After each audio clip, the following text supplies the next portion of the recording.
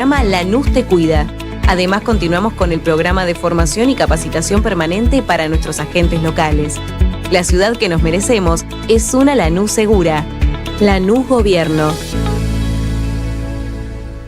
AM530 Somos Radio. Buscamos la verdad siempre. Me gusta la gente.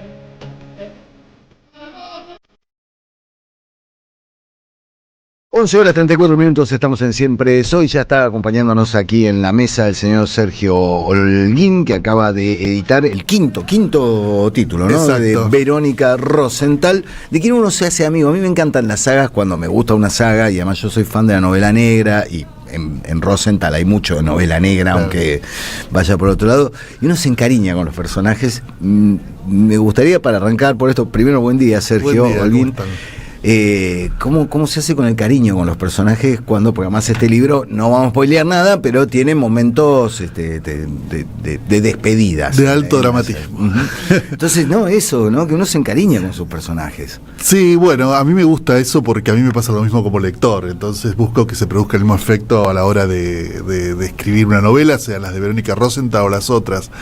La particularidad de Verónica es que si leíste algunas novelas anteriores, ya estás esperando no solo la aparición de ella, sino de todo el entorno, el contexto que tiene, de su familia, las amigas, Federico, que es su eterno amado que va y viene, hay todo a los compañeros periodistas, entonces hay todo un universo que sale con Verónica, y que si te gustó alguna, siempre es un entorno amable para el lector, ¿no? Un entorno que donde se siente cómodo. En esta novela, además curiosamente no, vos arrancás mucho antes, y arrancás por otro personaje clave, porque Aarón es un personaje clave dentro de toda esta historia, pero volvés, y en un momento en el que uno, te digo, yo recién lo arranco el libro, te quiero decir algo, esto de que se pongan de acuerdo entre ustedes en sacar libros todos al mismo tiempo, viste, estoy con Sacómano, Figueras, Sasturain y vos, o sea, no, loco, no nos compliquen la vida, dosifiquen, ¿qué es esto todo junto? Entonces recién lo pude agarrar ahora, y me encontré un Aarón Rosenthal desconocido, un Aarón Rosenthal joven, y en el año 75, lo cual hace prever ciertas cosas. Sí, Aarón es un personaje fundamental en las novelas y obviamente en la vida de Verónica Rosenthal. Tiene un vínculo muy especial, pero a su vez siempre nos pasa lo mismo. Los hijos no conocen bien a los padres, nunca terminan de conocerlos, nunca terminan de saber cómo es. Entonces Verónica tiene una imagen muy distinta, o en todo caso muy parcial de lo que es su padre, ¿no? Y desconoce una historia que transcurre en 1975, donde Aarón está armando su estudio jurídico y se cruza en su vida a una chica que le va a complicar bastante su existencia, pero que a su vez lo va a marcar muchísimo para el resto de sus días, ¿no? Y me gustaba contar esa historia de un tipo joven, un abogado que tiene todo el futuro por delante, y que en el fondo se parece muchísimo a Verónica, o sea, reacciona como reaccionaría Verónica en situaciones similares, ¿no? Entonces, eso, si a Verónica le preguntaran si se parece a su padre, diría, no tengo nada que ver con él, y en cambio son muy parecidos. Claro. Y aparecen también las hermanas con distintas posiciones sobre esa vida del padre que descubren cuando en el momento no vamos a spoilear, es difícil no spoilear, ¿no? Donde está mal de salud y cada una de las hijas ahí toma una postura distinta. Sí, igual yo mucho no creo en los spoilers, por ejemplo en las novelas policiales donde se descubre que el asesino es el mayordomo en la última línea, las demás uno puede contar tranquilamente, porque me parece que la gracia de un libro no está solo en descubrir algo, sino en cómo se llega a ese descubrimiento. Entonces el libro tiene que sobrevivir a todos los spoilers. Y además, si leíste las de venís leyendo qué pasa con Verónica Rosenthal, querés saber qué pasa acá con el padre. Sí, porque la novela está dividida en dos partes. La primera transcurre en el 75 y la otra en un ambiguo tiempo actual, porque nunca se sabe exactamente cuál es ese tiempo actual. Yo tengo como una cronología en la cabeza, pero que no se refleja por ejemplo, no hay ningún signo de pandemia. No, porque es anterior. Lo que sí va marcando es la transformación del periodismo. Claro. Que Verónica Rosenthal empieza en un medio en papel y ahora trabaja en un portal digital, y es como el arranque de eso, que ella no le gusta, extraña la redacción. Sí, yo en mi cabeza loca nace en el 80, no se aclara muy bien, pero en el Mundial 90 tiene unos 10 años, ella cuando está en la casa de los abuelos, que eso se cuenta en la novela anterior.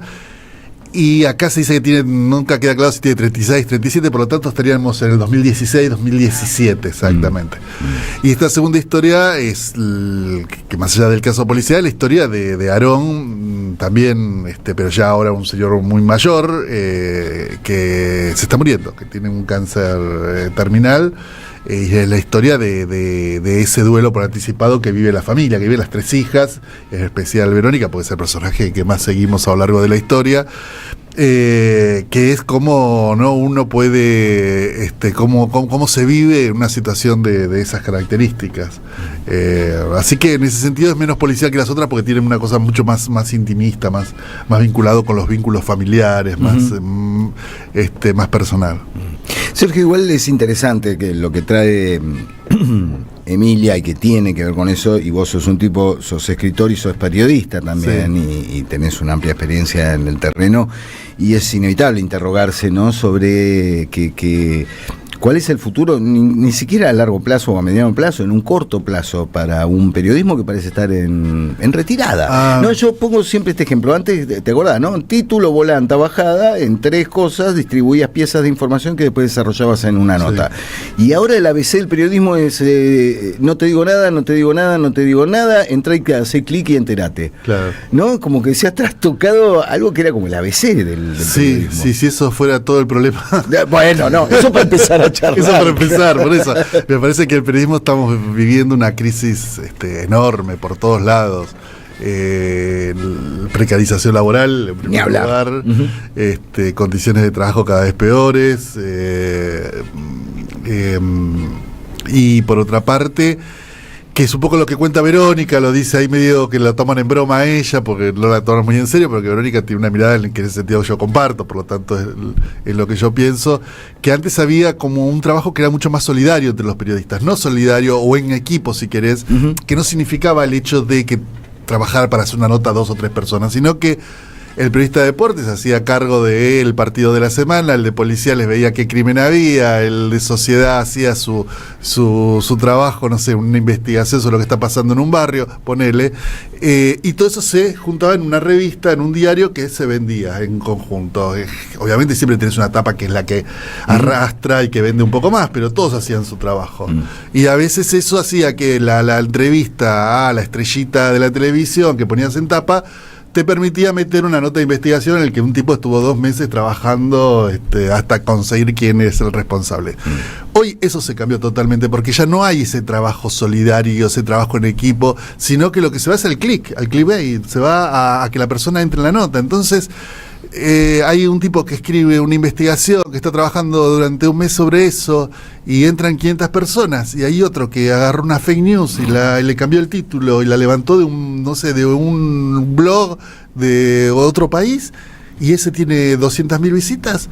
Eso se termina convirtiendo en periodismo, porque además el tipo que pone la guita en los medios le conviene más esa mentira falsa, esa noticia falsa, que ese trabajo de investigación. Incluso ya ni siquiera es ideológico, es simplemente económico. Y ahí la pregunta que estaría interesante hacer es: ¿qué cambió, el periodismo o cambió el consumidor del periodismo? No, bueno, lo que pasa es que el mundo digital cambió la forma de relacionarse de la gente con los medios. Hoy muy poca gente, creo, entra a los portales justamente por la home de los medios, sino que entra a partir de las redes sociales por artículos. Entonces, lees un artículo de Clarín, un artículo de Página, un artículo de La Nación. Es como que vas entrando a partir de lo que te recomienda otro, de lo que a la gente que vos seguís en Instagram, Twitter, en lo que sea. Y eso me parece que cambia la forma de leer. Entonces se está buscando todo el tiempo que la gente vaya a leer esas noticias que son muy gancheras, pero que en general no tiene mucho que ver con el periodismo eso. Sumo ahí otro ángulo que también hoy se nos invita a la cima del Poder Ejecutivo a odiar al periodismo, ¿no? Claro. Qué palabra que cito textual del presidente. Sí, yo creo que cuando dice odiar al periodismo, lo que dice es odiar a cualquier voz disidente, y que él la representa en el periodismo. Total. Pero eso se va a extender. O sea, estamos en el comienzo de algo, no en el final, no en el punto culminante. No es que llegó hasta acá el presidente, va a ir más lejos. Siempre va a ir, siempre duplica la apuesta. Lo que ha hecho desde que asumió como presidente es ir corriendo el límite, todo el tiempo. Y la sociedad se lo permite. Entonces, mientras la sociedad se lo permita, no va a tener problema de seguir digamos, actuando sobre el periodismo, sobre la gente, sobre lo que sea, sobre la opinión, sobre las manifestaciones, sobre cualquier opinión que no esté de acuerdo con lo que él diga. Sí, una verdad única. Sí, y que cada vez es más evidente eso. Lo que pasa es que lo representa en el periodismo, ¿no? Ataca al periodismo por derecha, por izquierda, por lo que sea. Lo que él no quiere es que haya voces disidentes de ningún tipo. Y bueno, ahí es donde también juega, bueno, qué rol va a cumplir el periodismo en ese sentido, ¿no? También. Sí, uno a través de toda la saga de Verónica puede ir viendo las discusiones sobre cómo se va haciendo periodismo, ¿no? Y hay algo que aparece en esta novela que es la conversación sobre cada nota con editores, no con un editor, y no por WhatsApp o por teléfono, sino en una redacción, digo, la que enriquece una nota hablada con 3 personas, 2 personas que después te van a leer o que están pensando en otra cosa, pero te escuchan ese rato. Digo, vos como periodista no solo eras redactor, sino que fundaste una revista como Bedeviano, El Amante, ¿no? Sí. Donde, bueno, quizás no estaba la redacción, pero hay una conversación previa a lo que se escribía. Sí, claro, y también La Mujer de mi vida, que era una revista de cultura de los 2000, que también ahí te digo que fue donde más reuniones había. Y después en las redacciones, pero a ver, sí, casi te diría que todo eso convierte a la novela en una novela de ciencia ficción. Cambia de género ya. Pero me parece que sí, que el lenguaje, el oficio del periodista, el trabajo en los medios, implica también eso, ¿no? El trabajo del editor. El editor también el editor cambió de función en los últimos 20 años, si se quiere.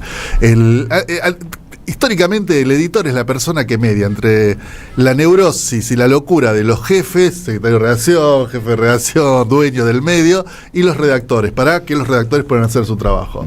Y ahora se convirtieron en representantes de las empresas, del dueño, de lo que sea, que es el responsable de decir, no hagas esto, no vayas por acá, qué sé yo, pero poniendo límites que tienen que ver con la empresa. Entonces el periodista hoy no tiene ese apoyo. Y a su vez el periodista era los ojos del editor. El editor no se mueve, no mueve el culo de la silla en general. El que sale a la calle, el que busca, entonces viene el periodista y te dice, mirá, le pegaron a este y a este otro, vos tenés que confiar plenamente en ese periodista. Entonces hay un trabajo en equipo que es buenísimo, que me parece que se está perdiendo. Ese trabajo que hacía el editor, ese trabajo que hacía el periodista. Y entramos de nuevo a lo mismo, ¿viste? Hay una cosa muy individual que no sabemos ¿Cómo que va? O sea, ¿qué tipo de periodismo nos va a dar a futuro? Podemos sospecharlo que no es nada muy positivo, pero lo cierto es que ya ese periodismo con el que crecimos, aquellos que consumimos o trabajamos en periodismo gráfico, ya eso se está perdiendo de manera casi imposible de detener.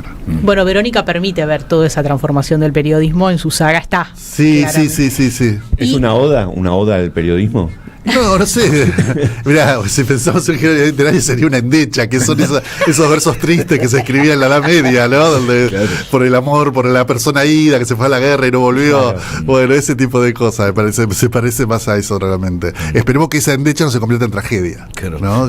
O ya sea por lo laboral, que está muy cerca, o por lo profesional, donde todavía se pueden seguir haciendo cosas, o tal vez haya que resignificar el sentido del periodismo y ver cómo se puede ir. No tengo idea por dónde, pero bueno, tal vez haya alternativas que haya que pensar mejor, ¿no? En los próximos años. Sí, vos sos clase 67, ¿no? Exacto. Los dos somos clase 67 y hemos vivido una transformación demencial, ¿no? Cuando uno habla con jóvenes y les cuenta que del fotolito y eso, ¿no? Suena a prehistoria, y sin embargo estamos hablando de 30 años, 40 años, no es un siglo que transcurrió. Pero yo me consolaba diciendo, cuando se empezó a hablar de la desaparición del papel, ¿no? Que fue como una de las primeras grandes crisis que se trató de presentar, el papel va a desaparecer, ¿qué vamos a hacer? Yo siempre me respaldaba siempre se va a necesitar un boludo que escriba, ¿no? Claro. Y ahora entra en crisis un poco eso, porque veo que es más, ahora necesitamos uno que genere contenido. Sí. ¿No? Entonces ahí es donde digo, ¿cómo me salvo del pesimismo si ya no puedo agarrarme de aquello de siempre se va a necesitar el boludo que escriba? Claro, no, por eso mismo. Y obviamente también el uso de la inteligencia artificial, que básicamente no es, su inteligencia más elaborada es la de tomar de lo que hicieron otros y presentártelo de nuevo, porque no es que elaboró, no es que la inteligencia artificial dijo hoy me toca ir a la marcha, a cubrir esta marcha, voy a ver qué dicen. No, toma el que estuvo y te lo pasa a vos. Entonces hay como también un tema de apropiación del trabajo periodístico que se hace a partir de las grandes corporaciones, porque la inteligencia artificial está desarrollada a partir de grandes empresas, que también eso atenta contra el periodismo. Por un lado te facilita ciertas cosas, pero por otro lado te complica la vida. Y es cierto que hoy está en crisis todo eso, porque el papel... Para mí nunca fue una crisis lo del papel, en el sentido de, bueno, será cuestión de adaptarse a los nuevos tiempos, digamos, incluso en los 2000, donde ya a comienzos 2000, no sé, yo consumía muchos medios digitales, revistas de afuera, etcétera, a partir siempre por medios digitales. Y lo que ahora está en crisis es el concepto de medio, porque queda todo, digamos, desperdigado. Son como siempre, todas son patrullas perdidas que van detrás de su propio triunfo, de su propio éxito. Y entonces, ¿cuál es el sentido de las empresas? Entonces me parece que lo que más va a haber es este generador de contenidos que no es el periodismo, porque el periodismo no es cuestión de generar contenidos, sino la de darle una coherencia a ese producto que estás armando, a esa revista, a ese diario, a ese portal de internet que también va quedando viejo ya para todos. Antes la idea de un portal era como fundamental, pongo el video acá, pongo esto. A comienzos de 2000 estaba todo el fetiche de tener un portal que después lo podía vender por muchos millones de dólares. Y ahora ni siquiera eso es. O sea que el propio mundo digital cambia sobre sí mismo, ¿no? No solo cambia con respecto al papel, sino que tampoco tenemos el mundo digital de hace 15 años. Claro. Que las preocupaciones, claro, las preocupaciones que había hace 15 años ya no son las mismas. Total. Y con respecto a Verónica, esta es la quinta novela de la saga, sí, y sigue este proyecto de hacer 10 novelas. Sí, es un proyecto que puse al comienzo de la primera, a la publicación de la primera de La fragilidad de los cuerpos, porque a mí siempre me gustó desde el comienzo continuar con los personajes que invento, ¿no? Me había pasado con Lanús y nunca lo había podido hacer, me había pasado con las novelas siguientes. Y con Verónica encontré la forma de hacerlo. ¿Por qué? Porque al ser del género policial es las series, las sagas son muy comunes, ¿no? Tenemos un montón de autores que tienen un personaje que se repite de novela a novela, y pensé que Verónica podía hacerlo. Entonces me propuse hacer 10, que es como un número fetiche en el policial sueco, ¿no? El policial sueco, que es donde la fragilidad está muy influida por las lecturas de esa época de policiales nórdicos, y en Suecia fue bastante bueno. Wallander son 10 novelas, claro. Hay una pareja que son los fundadores del género, no me pidan que les repita el nombre porque es dificilísimo, son suecos, pero que escribieron también 10 novelas. El Larsson quería hacer 10 novelas y se murió entre la tercera y la cuarta. Yo ya voy por la quinta, le gané a Larsson, por lo menos en eso, es lo único que le gané. Sí, por favor, pero no compitas en por ahora, no. Por ahora le voy ganando. Entonces, John Nesbo creo que también está banda. Bueno, Nesbo yo creo que va a seguir, si no siguió, sigue largo con su inspector, con su detective. Pero a mí me interesa ver qué pasa. O sea, a mí el caso policial nunca me importa tanto, digamos, es como algo secundario. Lo que me interesa es ver cómo evoluciona ese personaje. O sea, quiero ver cómo llega Verónica a la 10ª novela. O sea, que como va pasando el tiempo, van pasando los años, también las preocupaciones, los problemas de Verónica van siendo otros, y se va incorporando la experiencia. O sea, uno puede leer Media Verónica de manera independiente y entrar al universo de Verónica Rosenthal por este libro. Pero ella ya acumula una forma de entender la vida. Entonces, si vos lees esto y decís, qué chica simpática, qué agradable, qué buena, qué educada y qué formal es con su ex pareja, pero después de haber hecho un montón de desastres a lo largo de su historia. Sí, Federico no la pasó siempre tan bien. No, claro. Lo trata muy bien. ¿Tenés pensado por qué? Te lo pregunto como un penal, ¿no? Antes el género novela básicamente se desarrollaba en una historia de amor, y ahora básicamente se desarrolla en una historia policial, porque realmente se universalizó. Todo lo que uno quiere contar lo mete en una historia policial. Yo creo que el policial terminó haciéndose cargo de muchos géneros. O sea, el policial hoy no es solo el policial, no el género negro, sino que también tiene mucho que ver con la novela social, la novela realista, un montón de géneros que estaban dando vueltas, y que el policial ha sido como un vehículo por donde se mete todo tipo de historias. A mí me encantan las historias de amor. O sea, yo siempre digo que más que novelas policiales, lo que quiero escribir novelas románticas. Pasa, es un género que escriben, no sé por qué publican solo autoras mujeres. Claro. Pero a mí, digamos, de hecho las historias de Verónica son historias de amor, siempre son historias de amor. Bueno, sí, que vive ella o que vive cualquier su cosa, entorno. pero sí, digamos que sí, que es una historia de amor. ¿Cómo? No, digo que vive ella o que vive su entorno. Digo, Claro. en este caso es la historia de amor de un hombre como Aaron, ¿no? Sí, ¿Qué sí, pasó sí, con sí. en ese pasado solo con esa madre, que la historia de amor con otras personas? Sí, y digamos que lo que recorre toda la novela, que como te digo, o sea, son estas dos historias, una del 70 y otra del tiempo actual, es una pregunta que es ¿qué quedará de nuestro amor? ¿No? O sea, ¿qué queda del amor que uno vivió? Sobre todo esos amores que no han dejado no sé, hijos, ponele. Realmente, el hijo, bueno, tarde o temprano eso de alguna manera hasta ahí, lo ves, ¿viste? Pero esas parejas que han vivido grandes pasiones, ¿y qué queda de eso? ¿No? Entonces esa es la gran pregunta que recorre la historia de Aarón y de Verónica misma también, ¿no? Que se pregunta lo mismo ella siendo más joven. Y hay otra pregunta que es por la muerte. Sí. ¿No? ¿Y qué pasa cuando uno decide que una enfermedad no quiere, hasta dónde luchar por esa enfermedad, sostener ese cuerpo y demás? Y toda esa pregunta está en la novela, ¿no? Sí, me interesaba un poco eso también, ¿no? El tema de la muerte digna o de la vida digna más que la muerte digna, ¿no? Es un poco lo que dice el personaje acá que está robado de Doctor House, esas son mis fuentes literarias, que se puede vivir con dignidad, pero no se puede morir con dignidad, ¿no? Doctor House. Entonces lo que se trata es de una vida digna. Los one-liners de House. Sí, yo tendría epígrafes en toda la novela de Doctor House y alguna de Mad Men, ponele. Claro. Con eso tiro para 10 novelas. Pero es eso, ¿no? Es decir, bueno, a mí como me muera no me importa. El tema es que quiero vivir dignamente. No quiero tener una vida de mierda atado a un aparato en una cama de terapia intensiva durante meses. Sí, y acá hay un médico además, ¿no? Sí. Que es el médico que atiende, o uno de los médicos que atiende al personaje del padre Verónica. Claro, que llega, es un médico español que llega desde su consulta que en Estados Unidos, él trabaja en Estados Unidos, que Aarón es una persona obviamente de muchos medios económicos, entonces había ido a tratarse a Estados Unidos, este médico le dijo que no había solución. Y en un momento él decide viajar a la Argentina, es un médico joven, y bueno, Verónica, que se enamora fácil, se enamora también de este médico, ¿no? Y es parte de la historia. Sergio, te tengo que preguntar, porque además recién hiciste referencia a un gobierno que corre el límite todo el tiempo y una sociedad que lo permite, pero hay un especial encarnizamiento del gobierno de Milei y de todos sus adláteres alrededor de la cultura. La cultura está siendo seriamente y francamente atacada en hechos y en palabras, ¿no? En hechos como el vaciamiento de infinidad de institutos dedicados al fomento de la cultura, y en palabras, ¿no? Y en hechos como el monumento a Osvaldo Bayer, ¿no? Este desprecio por la cultura. Sí.